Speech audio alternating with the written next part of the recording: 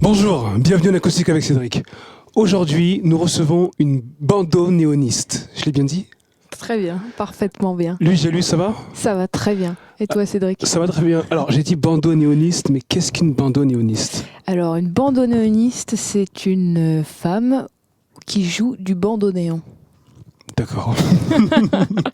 Alors, qu'est-ce que le bandoneon ? Parce que nous, on sait, parce qu'on t'a vu tout à l'heure pour les balances, mais pour ceux qui ne savent pas, qu'est-ce que le bandoneon ? Alors, le bandoneon, c'est le descendant du concertina, qui est un instrument allemand.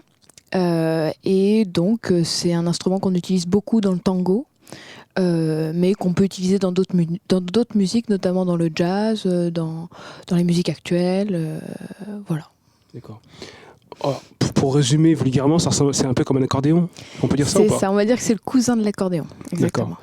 Pourquoi avoir choisi cet instrument ? Parce que c'est vrai qu'aujourd'hui, la tendance, elle est soit électro, soit guitare, soit piano. Pourquoi avoir choisi cet instrument ?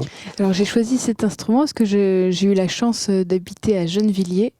Et Gennevilliers, c'est la grande ville qui s'est consacrée au bandoneon et au tango.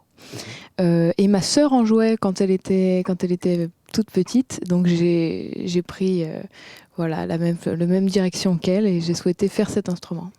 D'accord. Est-ce que tu peux nous parler de cet album que je montre à la caméra ? Alors, Francesita, c'est une longue histoire. Ça part de Gennevilliers aussi parce que c'est un